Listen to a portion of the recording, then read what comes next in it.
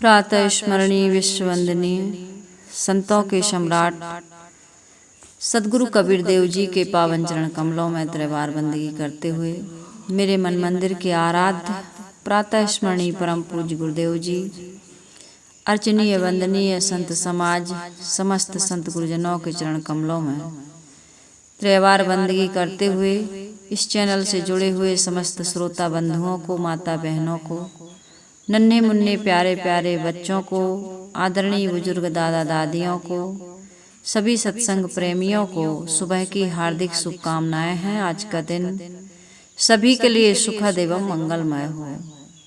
आइए संतों के सम्राट सदगुरु कबीर साहिब जी के मौलिक ग्रंथ रत्न बीजक के 8वें अध्याय में बेली प्रकरण चल रहा है और प्रथम बेली में सदगुरु कबीर साहिब जी बहुत सुंदर हमें शिक्षा दे रहे हैं, उपदेश दे रहे हैं, सावधान कर रहे हैं। साहिब कहते हैं, हंसा सरवर शरीर में हो रमैया राम। इस बेली को हम सभी लोग बहुत सारी पंक्तियों को हम इस पर विचार कर चुके हैं, चर्चा कर चुके हैं। सदगुरु कबीर साहिब जी यहाँ 15वीं पंक्ति में कह रहे हैं कि जसरे कियहु तस पायहु हो रमैया राम, हमरे दोष का देव हो रमैया राम। सदगुरु कबीर साहिब जी यह कह रहे हैं कि हमारे और आपके जीवन में जो दुख आ रहा है, हमारे और आपके जीवन में जो अभाव की अनुभूति हो रही है, असंतोष से हम पीड़ित हैं, हमें अनेक प्रकार के मनोविकार या जो कुछ भी दैहिक दैविक भौतिक ताप मिल रहा है, उसका कारण कौन है? सदगुरु कबीर साहिब जी कहते हैं, हम स्वयं हैं। इसका कारण कोई दूसरा नहीं है। हमारे गुरुदेव जी हमेशा कहा करते हैं कि निमित्त कारण कोई हो सकता है, लेकिन उपादान कारण हम स्वयं होते हैं। कैसे समझोगे इसको, निमित्त कारण या उपादान कारण को? निमित्त कोई बन जाता है, पत्नी बन जाती है, पति बन जाता है, बच्चे बन जाते हैं, पड़ोसी बन जाते हैं, प्राणी और पदार्थ बन जाते हैं। कहीं इमली का पेड़ गिर गया, कहीं आम का कोई पेड़ गिर गया, बिजली गिर गई, नदी में डूब गया, कोई भी कारण एक निमित्त बन गया हमारे जीवन में दुख का। लेकिन इसका उपादान कारण कहीं न कहीं हमने कुछ ऐसा कार्य किया था जिस कारण से हमारे जीवन में ऐसा निमित्त बना कि हमें दुख मिला या सुख मिला। कोई पति पत्नी के रूप में बड़े सुख पाते हैं, एकदम पत्नी की ऐसी सेवा करने वाले पति मिल जाते हैं कि पत्नी कभी पाटा से नहीं उतरती, पलंग से नहीं उतरती, उसको बीमारी है फिर भी पति पूरी सेवा कर रहा है। नहीं है बीमारी, ऐसे भी उसको बड़ा प्यार करता है, बड़ी सेवा करता है, सम्मान करता है, उसकी सारी सुविधाओं का ध्यान रखता है। देखते हो कहीं कहीं कि नहीं देखते हो? कहीं कहीं पत्नी बहुत अच्छी मिल जाती है, पति मार रहा है, डांट रहा है, लेकिन पत्नी ऐसी पतिव्रता मिली है कि उसकी सेवा हो रही है, उसकी पतिव्रत धर्म को निभा रही है। ऐसे ही पुत्र मिल जाते हैं, माता पिता एकदम शराबी कबाबी हैं, लड़ने झगड़ने वाले, लेकिन माँ पिता पुत्र उसका एकदम श्रवण कुमार हो गया।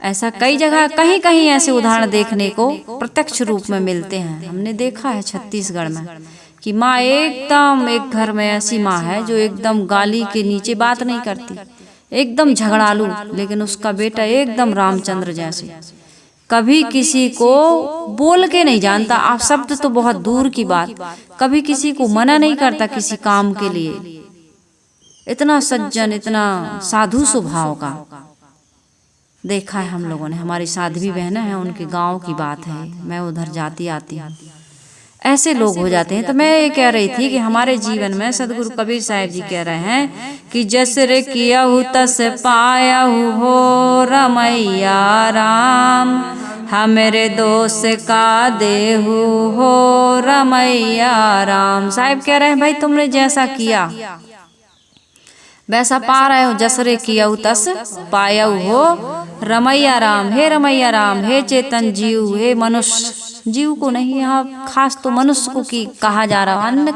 प्राणियों को समझाया नहीं जा सकता है, लेकिन वो भी अपने कर्मों के अनुसार योनि और खानी में दुख भोग रहे हैं, भटक रहे हैं, या सुख भोग रहे हैं, सुख को पा रहे हैं। कितने घरों में ऐसे कुत्ता बिल्ली देखे जाते हैं, दूध मलाई खा रहा है, ब्रेड खा रहा है, बिस्किट खा रहा है, उनका हर महीने डॉक्टर इलाज करने आ रहा है, एसी में सो रहा है और एसी कार में घूम रहा है, शैम्पू से नहा रहा है वो। इधर आदमी के नसीब नहीं है। कई लोग ऐसे हैं फटे मैले कुचैले फुटपाथ पे वो सो जाते हैं, वहीं भीख मांगते हैं, एक एक रुपया के लिए हाथ फैलाते हैं। तो साहब कहते हैं भाई जसर किया तस पाया हो रमैया राम, अब हमारे दोस्त का देव हो रमैया भगवान, बड़े दुख दे रहा होता है। कोई कहता है मम्मी के कारण दुखी, कोई कहते पापा के कारण दुखी, कोई कहते मित्र के कारण दुखी, कोई कहते पड़ोसी के कारण, कोई किसी के कारण दुखी नहीं है। कोई न काहू सुख दुख कर दाता, और निज कृत कर्म भोग सुन भ्राता। सदगुरु कबीर साहिब जी कहते हैं किसी का नाम लेने से भी तुम्हारे दुख दूर नहीं होंगे, माला फेरने से भी दुख नहीं होंगे दूर, ये शरीर को रंगने पोतने से, किसी मठ मंदिर में चले जाने से, गुरु के शिष्य बन जाने से भी दुख दूर नहीं होगा। कब दुख दूर होगा? जब जीवन में बदलाव करोगे, कर्मों को सुधारोगे, तब कर्मों को अपने सुधारोगे भाई, तो तुम पर जुलम है न ईश्वर खुदाई। निर्मल साहिब जी न्यायनामा में कह रहे हैं कि कर्मों को सुधार लोगे तो कोई तुम्हें दुख, हम दैहिक दैविक भौतिक तापों से जल रहे हैं, ये मन वाणी कर्म से जो जितने भी हम पाप करते हैं, 10 दोष है ना, तन के मन के वचन के, इन्हीं से हमारे 3 ताप बनते हैं। इसलिए हमें 10 दोषों का त्याग करना चाहिए। वाणी का दोष गाली निंदा झूठ, इसका सुधार कर लेना चाहिए। कभी गाली या निंदा या झूठ का प्रयोग हमें इस जुबान से नहीं करना चाहिए। निंदा कर दिए, गाली दे दिए, झूठ बोल दिए थोड़े से स्वार्थ के लिए, या अपने इस नासवान क्षणभंगुर शरीर के अहंकार में आकर के, या किसी भोग वासना को लेकर के, किसी भी कारण से आपने गाली निंदा झूठ का उपयोग किया तो आपके जीवन में दुख आएगा। ईर्षा क्रोध मान छल रखते हो तो आपके जीवन में दुख आएगा। संतों ने इसका विभाजन किया है कि वाणी के दोष से कौन सा ताप बनता है, और तन के दोष से कौन सा ताप बनता है, और मन के दोष से कौन सा ताप बनता है। ये तीनों ताप के बारे में बताते हैं। तो मैं ये कह रही थी कि हमारे जीवन के दोषों को, दुर्गुणों को यदि हम नहीं त्याग रहे हैं, कर्मों का सुधार नहीं कर रहे हैं, पवित्र कर्मों की पूंजी हम इकट्ठी नहीं कर रहे हैं, संस्कार अच्छे नहीं बना रहे हैं, सेवा परोपकार दान पुण्य भक्ति या परोपकार के उसमें नहीं लग रहे हैं, हम साधना मन इंद्रियों को सुबस नहीं कर पा रहे हैं, आत्मा का बोध प्राप्त करके इसमें स्थित नहीं हो पा रहे हैं, तो हमारा दुख दूर माला जपने से नहीं होगा, तीर्थों में नदियों में नहाने से, तीर्थों में जाने से नहीं होगा। जिस राम का नाम लेकर के हम कहते हैं कि राम के कहे जगत के लोगों की मुक्ति हो जाती है, साहब कहते हैं ये पंडित बाद बदो सो झूठे। पंडित तुम ये कह रहे हो, तुम झूठे हो। कोई भी व्यास गद्दी पर कहे या शास्त्रों में लिख दे कि राम के कहने से लोगों को मुक्ति मिल जाती है, तो सदगुरु कबीर साहिब जी कह रहे हैं कि तुम झूठ बोलते हो। क्यों कह रहे हैं साहब ऐसा? इसलिए साहब कह रहे हैं कि ये बात झूठी है, क्योंकि राम ने भी अपने जीवन के दुख को दूर नहीं कर पाए। जिस पिता से पैदा हुए, दशरथ जी के पुत्र थे, ऐसा कहते हैं लोग, तो दशरथ जी के पुत्र थे, दशरथ जी का दुख दूर नहीं कर पाए। दशरथ जी राम राम कहि राम कहि राम राम कहि राम, और राम राम कहि राम कहि राव गए सुरधाम। राम राम राम राम की रट लगाते हुए दशरथ जी के प्राण छूट गए, लेकिन रामचंद्र जी लौट कर नहीं गए। अरे थोड़ा चले जाते कि हमारे पिताजी बड़े व्याकुल हैं, एक बार मिल लेते हैं। तीनों माताएं विधवा हो गईं, लेकिन रामचंद्र जी लौट करके देखने नहीं गए। 14 वर्ष तक वो गए ही नहीं। भरत जी ने इतना मनाया कि भैया चलो चित्रकूट तक गए मनाने। माँ ने कह दिया था कोई बात नहीं, लेकिन राजा तो आप ही हैं, मैं राज्य स्वीकार नहीं करूंगा, आप लौट के चलिए। पिताजी का शरीर छूट गया, माताएं विधवा हो गईं, मैं आपके बिना अनाथ हो जाऊंगा। अरे अनाथ ही हूँ, चलिए। राम को मनाने गए ना, सबने मनाया, लेकिन राम लौट के नहीं आए। क्योंकि राम को भी पता था कि संसार में हो सकता उनको भी ठोकर लगी हो, राम को भी, कि मैंने भरत के साथ कभी सौतेलेपन का व्यवहार नहीं किया। और पति पत्नी में कितना प्रेम था। मेरे पिताजी माता कैकेयी को बहुत चाहते थे और माता कैकेयी भी चाहती थी। ये कैसा संसार है कि इतना प्रेम होने के बाद मेरे प्रति भी माता कैकेयी कितना स्नेह रखती थी और मैं हमेशा माता कैकेयी को अपनी माँ से ज्यादा चाहता था। लेकिन मेरे लिए 14 वर्ष का वनवास और भरत के लिए राज, उनको भी लगा हो कि भैया संसार में ये राजपाट में, ये माता पिता, ये संबंध में, भाई भाई में कोई सुख नहीं है। देखो आदमी कैसे पलट जाता है क्षण भर में। चलो जंगल में ही शांति मिलेगी, वन में ही शांति मिलेगी, संतों मुनियों का, ऋषियों का दर्शन होगा, उनका सत्संग और जीवन की सच्चाई को, वास्तविकता को समझूंगा मैं। 12 वर्ष में आदमी को एक युग बीत जाता है, ज्ञान हो जाता है। मेरी माँ ने यदि मुझे 14 वर्ष का वनवास मांगा है तो बहुत अच्छी बात है। चलो जंगल में ही शांति मिलेगी, राजमहल में शांति नहीं है। भजन है ना, अरे धन में सुख ढूंढने वालों तुम धनवानों से पूछ लो, ने चैन नहीं मिलता है भाई पल भर के व्यवहार में। संतों के दरबार में भाई, सदगुरु के दरबार में, आनंद के लुटे खजाने भाई सदगुरु के दरबार में। राम जी को पहले से पता था। क्यों पता था? क्योंकि पढ़ने के लिए कहाँ गए थे वो? गुरुकुल। किसने पढ़ाया था उनको? गुरु वशिष्ठ जी ने। और उनको बहुत अच्छे से ज्ञान दिया था।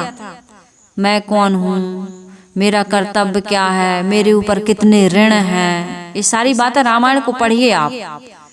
रामानंद सागर जी ने जो रामायण बनाई है धारावाहिक, उसको देखिए, बहुत शिक्षा है उसमें। तो राम जी को यदि बचपन से ज्ञान न मिला होता और वहाँ जंगल में रह करके, वहाँ गुरुकुल में रह करके उन्होंने इस तरह से अपने शरीर को न तपाया होता, न बनाया होता, यदि गमले के फूल जैसे सुकुमार होते हो, उन्होंने सबसे पहले तो अपने शरीर को लकड़ी लाना, झाड़ू लगाना, जमीन में सोना, ये सारी चीजें उनने वहीं बचपन में सीख ली थी। आज अपने बच्चों को ऐसा बनाइए। आज तो अच्छे से अच्छे स्कूल में एडमिशन करा रहा है लोग। बच्चा कितना सुकुमार बन गया। तो कुर्सी यही टेबल पे बैठ के पढ़ रहा है, तो कुर्सी टेबल पे वो नीचे बैठना सीखेगा वो कभी? कल एक जैन साध्वी का मैं प्रवचन सुन रही थी, ऐसे निकल आया, बड़ी कम उम्र की जैन साध्वी जी हैं। वो बता रही थी कि घुटने और कमर में दर्द क्यों हो रहा है। उस पर से वो बोल रही थी कि आज लोग मंदिर में भी जा रहे हैं, सत्संग में भी जा रहे हैं, कथा भी, वार्ता भी सुन रहे हैं, तो कुर्सी से नहीं उतरते लोग,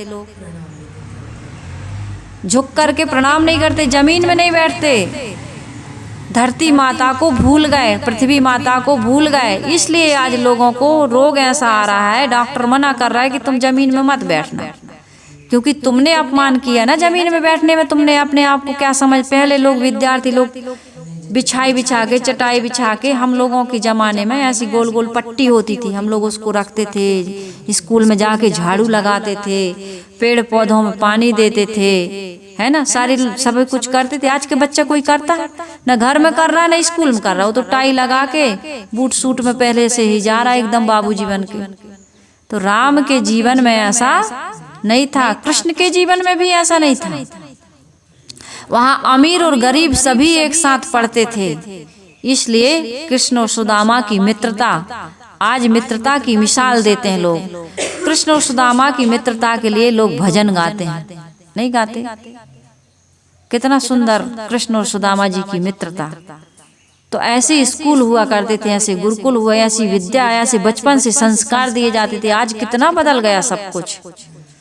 इन बातों को इतिहास में पढ़ करके, सुन करके देखिए आप। कथा से दूर भाग रहा है, सत्संग से दूर भाग रहा है आज बच्चे क्या, नौजवान इस पर ध्यान नहीं दे रहे हैं। बच्चों को क्या संस्कार, उनके घर में राम, कृष्ण, बुद्ध, महावीर की तस्वीर नहीं है। बस मूर्ति की पूजा कर लेते हो। अरे उनके चरित्र के बारे में बताओ, चित्र रखिए, उनको साफ स्वच्छ रखो। खाते पीते नहीं, उनको खिलाइए मत। खाते पीते आपके माता पिता हैं, परिवार के लोग हैं। ये दीन दरिद्र दुखी लोग आ जाते हैं, ये चिड़िया और गाय भैंस है। आज तो गाय भैंस कहते गौ माता की रक्षा करो। कहाँ हो रही गौ माता की रक्षा? आज भारत पतन की ओर जा रहा है, लेकिन आदमी को इसके बारे में विचार नहीं आ रहा। आज प्रेम घटता जा रहा, विश्वास टूटता जा रहा है, एक दूसरे के प्रति सहयोग की भावना खत्म हो चुकी। लूटो मारो छीनो, ये वाली बात आ गई। आज न सत्य पे चल रहे हैं लोग, न धर्म पे चल रहे हैं। हरिश्चंद्र की कथाएं पहले सुनते थे, मूर्तध्वज की कथाएं पहले सुनते थे। कैसे वो ईमानदार थे, कैसे सत्यवादी थे। महात्मा गांधी ने बचपन में चीज़ों को बहुत देखा था, सुना था। हमारे अंबेडकर जी ने, सदगुरु कबीर साहब जी के जो आज संविधान बना है, कबीर साहब के विचारों को जिसने जिनका विचार सुना वैसे बन गया कि नहीं बन गया? आज लोग गांधी की बड़ी निंदा करते हैं। दोष दुर्गुण कमियां किस में नहीं है? सभी में। एक व्यक्ति ने मेरा बहुत अभी भी फोन करता है कि तुमने गांधी का नाम क्यों लिया? किसी व्यक्ति में कोई अच्छाई नहीं है क्या?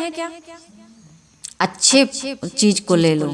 आपकी हीरे की अंगूठी गटर में गिर जाती है, आप गटर की गंदगी देखते हो कि हीरे की अंगूठी क्यों निकालते हो? आपकी दृष्टि तो हीरे की अंगूठी पर रहती है, गटर की गंदगी पर नहीं रहती है। इसी प्रकार से अपने जीवन में इन संसार के देश प्रेमी हो, चाहे संत महापुरुष हो, चाहे वीरांगनाएं हो, चाहे वैज्ञानिक हो, चाहे समाज सुधारक हो, उनकी अच्छाई लीजिए, तब हमारा जीवन अच्छा बनेगा। जड़ चेतन गुण दोषमय विश्व कीन करतार, संत हंस गुण गहहीं पे परिहरि बारी विकार। नग पसाण जग सकल है पारख बिरला, कोई नगते उत्तम पारखी जग में बिरला।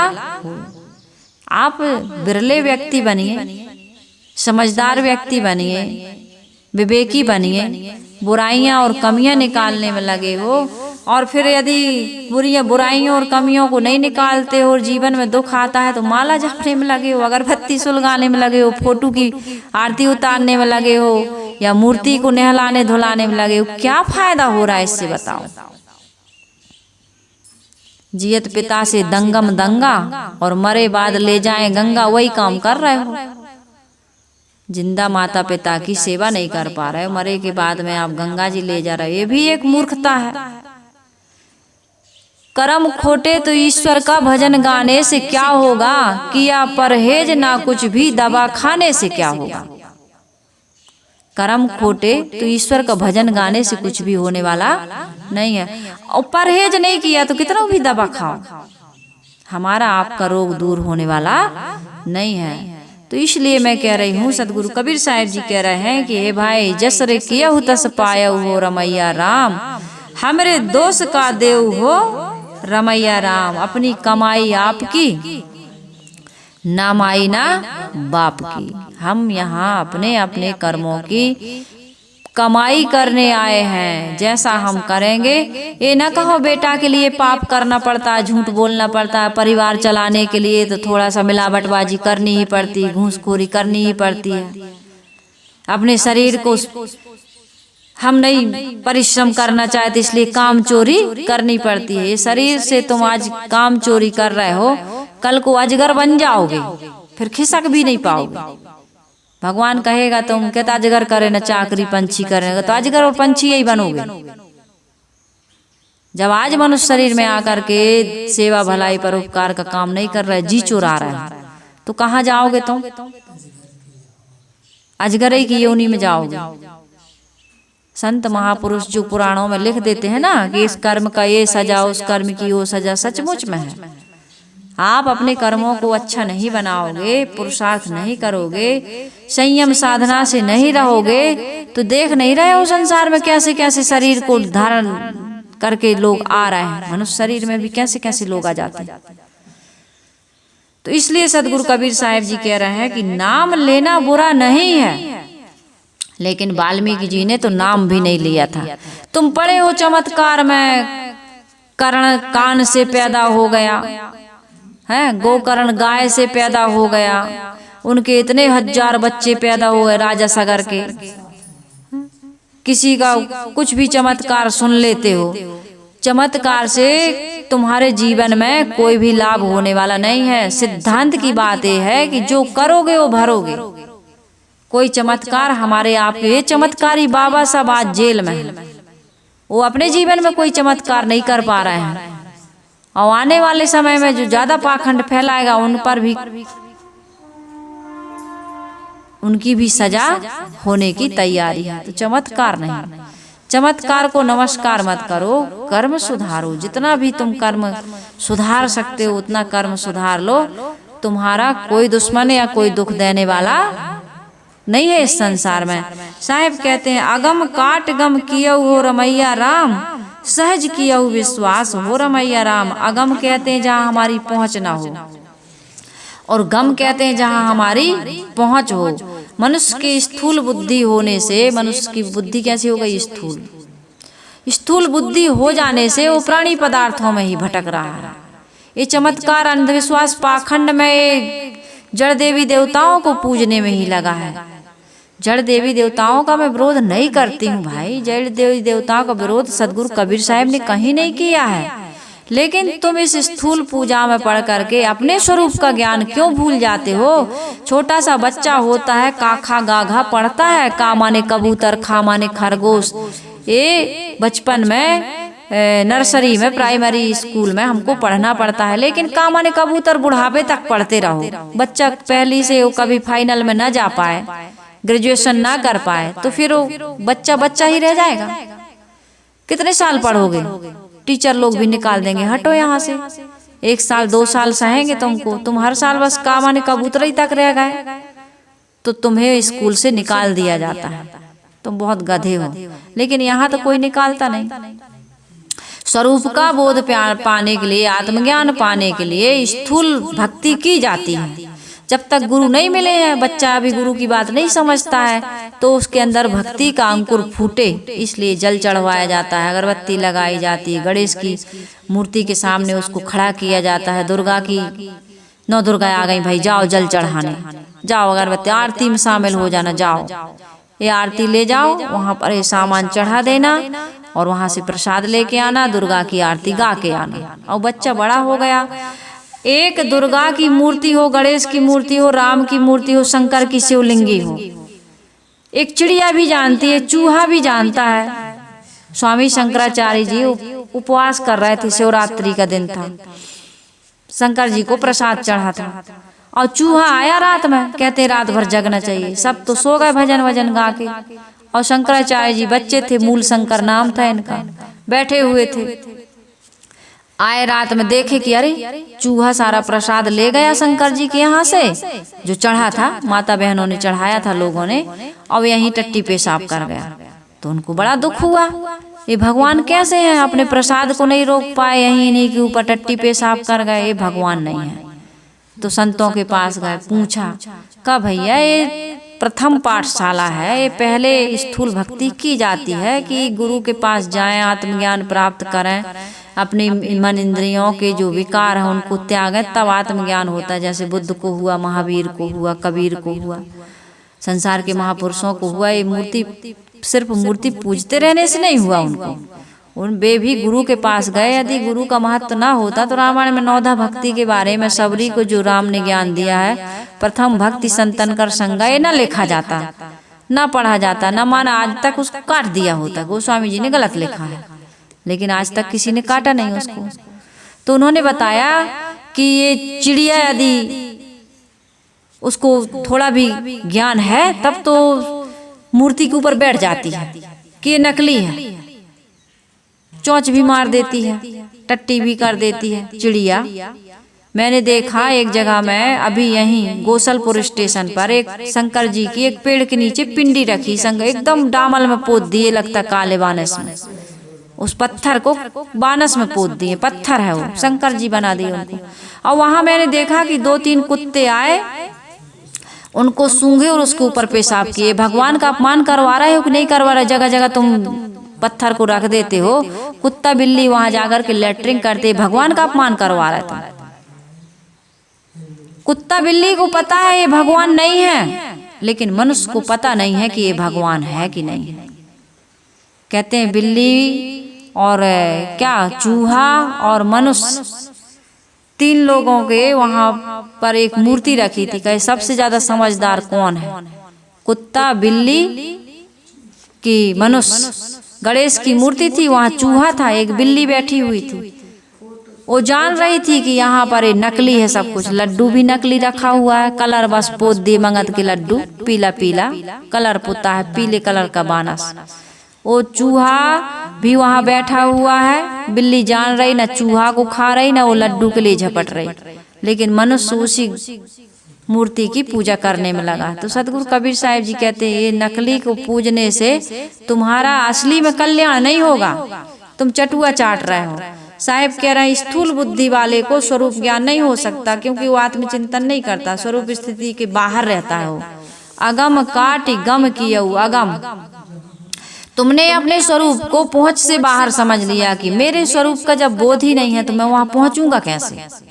जब मुझे मेरे स्वरूप का बोध होगा तब तो मैं उसे प्राप्त करने के लिए साधना करूंगा, तपस्या करूंगा, संयम और सेवा स्वाध्याय करूंगा, गुरु की भक्ति करूंगा। जब मुझे बोधई का ज्ञान नहीं है तो मैं अपने बारे में जब जानता ही नहीं हूं कि मैं हूं कौन, ये जिज्ञासा ही नहीं उठ रही है कि आखिर भगवान को जानता हूं, प्रयास कर रहा हूं भगवान के पता बताओ भाई भगवान कैसे मिलेंगे, लेकिन मैं कौन हूं इसका यदि मुझे कभी भाव नहीं जग रहा है तो मैं गुरु के पास क्यों जाऊंगा, जाऊंगी, क्यों जाएंगे हम लोग, कभी नहीं जाएंगे। और हम स्वरूप से हमेशा अनभिज्ञ ही रहेंगे। सदगुरु कबीर साहिब जी कह रहे हैं तीर्थ, मूर्ति, रोजा, नमाज, प्रार्थना आदि ये जो पहुंच के भीतर हैं, हमें मानते हैं कि इन्हीं से कल्याण हो जाएगा। सदगुरु कबीर साहिब जी कहते हैं इससे तो तुम भटक रहे हो, आज तक भटकते रहे हम। रोजा नमाज करने वाले काबा में उनके खुदा को खोज रहे हैं, और जो हिंदू लोग हैं वो पूरब की तरफ मुंह करके अयोध्या में और काशी में भगवान को खोज रहे हैं, गया और बद्रीनाथ की यात्रा कर रहे हैं, जा रहे हैं, सब वहीं भटक रहे हैं। तो सदगुरु कबीर साहिब जी कहते हैं कि बाहर कहीं कुछ नहीं है, पानी पत्थर पेड़ पहाड़ के अलावा तुम्हारे अंदर जो चेतना है उसके बारे में यदि तुम्हें बोध नहीं हो रहा है तो ये बाहर के पानी पत्थर, ये धरती आकाश तुम्हारा कोई कल्याण नहीं कर सकते हैं। साहिब कहते हैं कि भाई जीवन भर गुड्डी गुड़िया का खेल खेलते रहे। गोस्वामी जी ने भी कहा तुलसी प्रतिमा पूजबो गुणियन जैसो खेल, साच पिया से भेंट भई तो देत पिटारी मेल। जब सच्चे में शादी हो जाती है गुड्डा गुड़िया का खेल बंद हो जाता है। बचपन में बच्चे गुड्डा गुड़िया खेल खेलते हैं, लेकिन उनकी शादी करते हैं, क्या क्या करते हैं, सब करते हैं खूब बच्चे, लेकिन सही सही शादी हो जाती है और सही के बच्चे आ जाते हैं, तब ये गुड्डा गुड़िया खेल कहाँ गया कोई पता नहीं चलता कि फिर भी गुड्डा गुड़िया खेलते हो, कहाँ गुड्डा गुड़िया खेलते हो। तो इसी प्रकार से साहब कहते हैं कि भाई जीवन भर ये गुड्डा गुड़िया का खेल खेलते रहना ये बुद्धिमानी नहीं है। साहिब कहते हैं रमैया राम, तुमने आत्म तत्व पर विचार एवं स्वरूप स्थिति को अगम मानकर छोड़ दिया, इधर हम नहीं पहुंच सकते हैं। मैं कुछ हूं ही नहीं, मैं तुच्छ हूँ, अंश हूँ, अल्पज्ञ हूँ, किंचित हूँ, कठपुतली हूँ। सूत्रधार कहीं अलग बैठा, कहाँ बैठा है। तुम्हारे मन में इच्छा होती तुम बीड़ी पी लेते हो, तुम्हारे मन में इच्छा होती तंबाकू खा लेते हो, तुम्हारे मन में इच्छा होती शराब पी लेते हो, तुम्हारे मन में इच्छा होती है तुम व्यभिचार कर लेते हो, लड़ाई झगड़ा कर, तुम्हारे मन में इच्छा होती सत्संग में चले जाते हो। ये तो बहाना है। अच्छा तुम्हारे घर में साड़ू का न्योता आता है, कहता भैया शादी है, शादी करना साड़ू के घर से, तो तुम कहते हो भैया देखो ऊपर वाले की कृपा होगी तब आएंगे, कहते हो। लेकिन यदि सत्संग के लिए कहें, दान पुण्य के लिए कहें, कथा और भागवत सत्संग कराने के लिए कहें या सुनने जाने के लिए कहें, कोई अच्छा कार्य करें, हाँ भगवान सब ही नचावत राम गोसाई और बंधो कीट मरकट की नाई, ऐसी चौपाई ठोक देते हो। अच्छे काम करने के लिए मुहूर्त निकलवाते हो। तुम्हें भी मुहूर्त निकालना चाहिए भाई। साड़ू भाई तुम्हारे बेटे की शादी है लेकिन हम मुहूर्त निकालेंगे, वहाँ आए कि ना आए? कहते हो कभी कहा है? क्यों नहीं कहते हो? सत्संग में जाने के लिए या कथा करवाने के लिए या कोई शुभ कार्य करवाने के लिए तो तुम तिथि खोजते हो, दिन देखते हो, मुहूर्त देखते हो, और ये सब काम करने के लिए मुहूर्त क्यों नहीं देखते? इधर तुम कहते हो भगवान की कृपा होगी तो जरूर, सब उसी की कृपा से होता है। तेरी सत्ता के बिना है प्रभु मंगल मूल, पत्ता हिल सकता नहीं खिले न कोई फूल। तो चावल में कंकड़ मिलाने के लिए भगवान ही कह रहा क्या? मीटर खिसका करके कपड़ा काटने के लिए भगवान ही कह रहा का? 10 रुपए की दवाई 20 रुपए में और 100 रुपए में बेच रहा, भगवान कह रहा है, भगवान करवा रहा है। ये जितने भी हवाई जहाज एक्सीडेंट हुआ, अभी प्लेन क्रैश हो गई, या जितने भी आतंकवादी ये हिंदुस्तान, पाकिस्तान, ईरान या जहाँ जहाँ के युद्ध हो रहा है, भगवान करवा रहा है। भगवान करवा रहा ना, उसकी सत्ता के बिना जब पत्ता नहीं हिलता तो भगवान करवा। तुम भगवान अपनी गलती को भगवान पर मढ़ रहे हो। हम गलती करके आए, चोरी करके आए, हमारे गुरुजी ने कहा था भैया, तो तुम गुरुजी की प्रशंसा कर रहे हो कि गुरुजी को फंसा रहे हो? बताओ, चोरी करने के लिए गुरुजी कहता है तुम्हारा? आपके गुरुजी कह सकते हैं कि जाओ बेटा चोरी करे आना, जाओ दूसरे की बहू बेटी के साथ व्यभिचार करे आना, दूसरे का धन छीन लेना, लूट लेना, दूसरे के काम बिगाड़े? गुरुजी कहते हैं? कह सकते हैं गुरुजी? भगवान करवा सकता है ऐसा? यदि नहीं करवा सकता है, वो परम पिता है, परमात्मा है, सर्वशक्तिमान है, दयालु है, तो उसको ऐसा काम नहीं करवाना चाहिए। ये जाति पाति का भेदभाव भगवान ने किया है। ब्राह्मण किससे पैदा होता है? ब्रह्मा के मुख से। ये भेदभाव भगवान ने पैदा किया। आज तो कोई ब्राह्मण ब्रह्मा के मुख से पैदा नहीं हो रहा। ये व्यास गद्दियों पर जितने, ये व्यास गद्दी किसकी? वेद व्यास जी की। किसके बच्चे? धिउरी के। उनके पिता पाराशर भंगनी के। फिर कैसे तुम ऊंच नीच की बातें करते हो? ये कितना आडंबर और पाखंड फैला करके रखा है।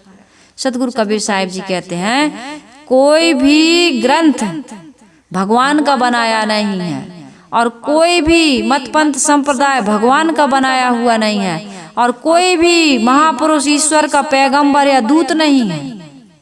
सब मनुष्य की बनाई हुई ये सारी नाना कला कल्पना है मनुज की, तुम्हारी नहीं तो तुम्हारे अनुज की। तुम्हारे जैसे लोगों ने वेदों का, शास्त्रों का, गीता का, कुरान का, बाइबल का सृजन किया है, रचना की है।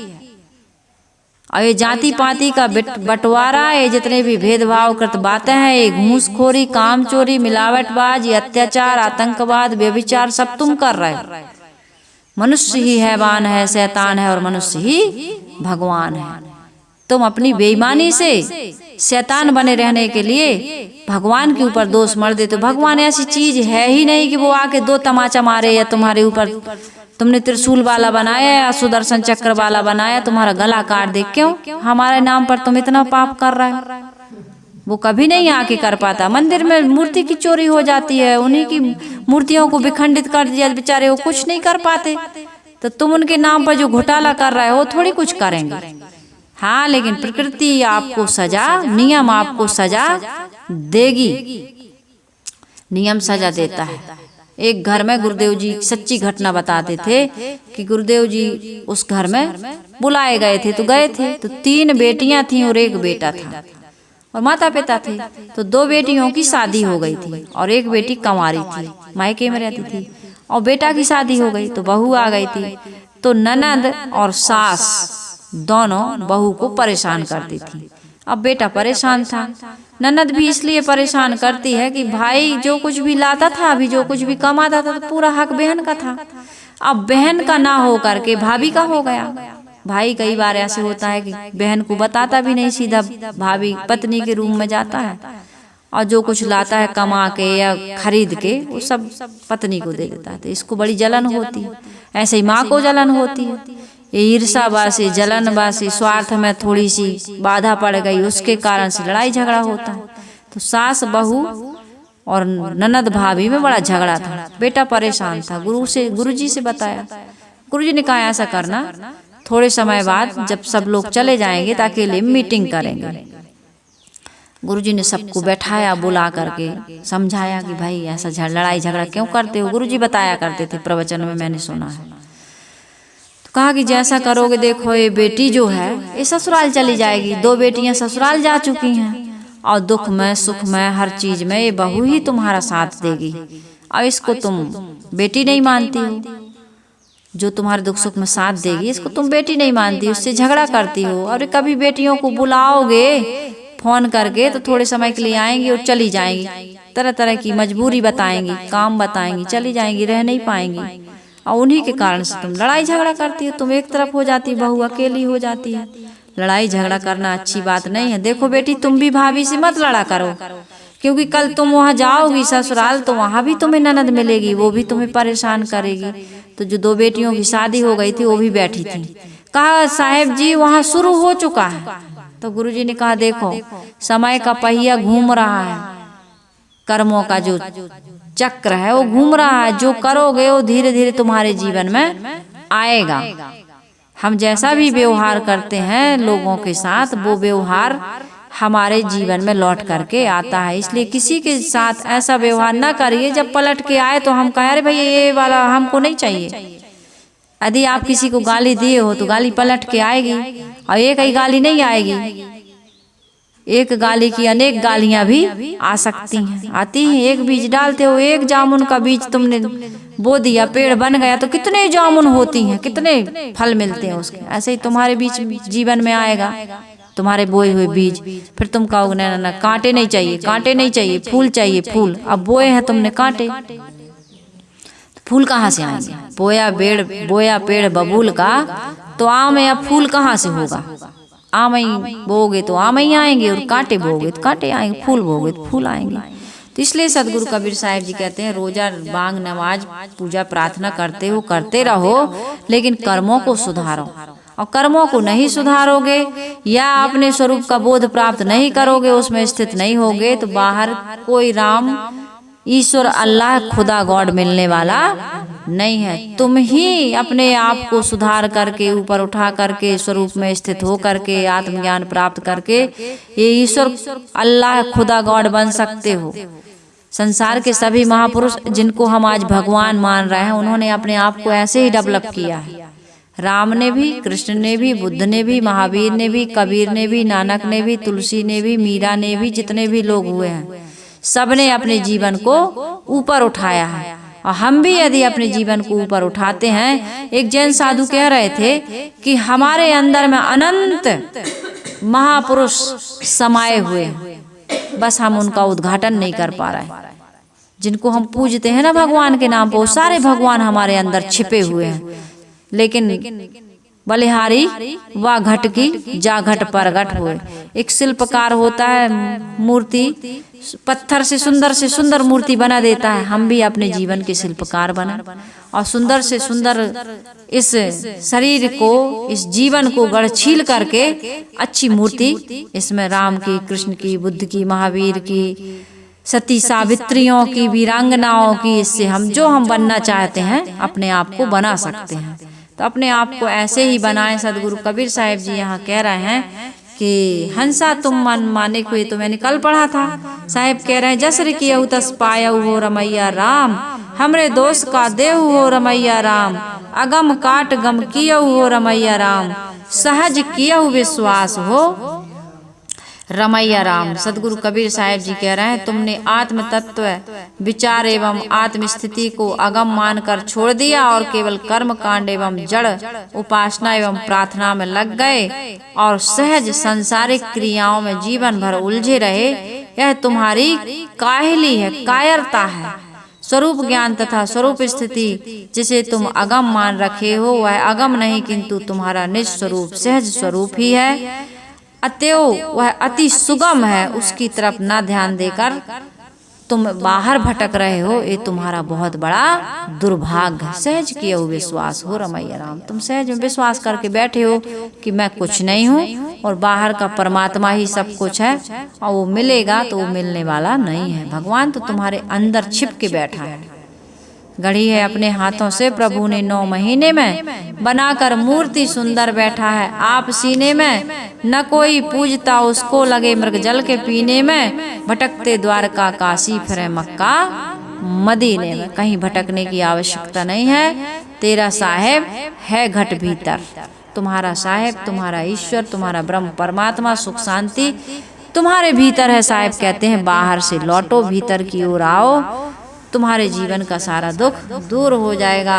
सदगुरु कबीर साहिब जी आगे कह रहे, राम नाम धन वनिज कियो हो रमैया राम, लादे वस्तु अमोल हो रमैया राम। इस पर चर्चा हम कल करेंगे। आज हम अपनी वाणी को और विचारों को यहीं विराम दे रहे हैं।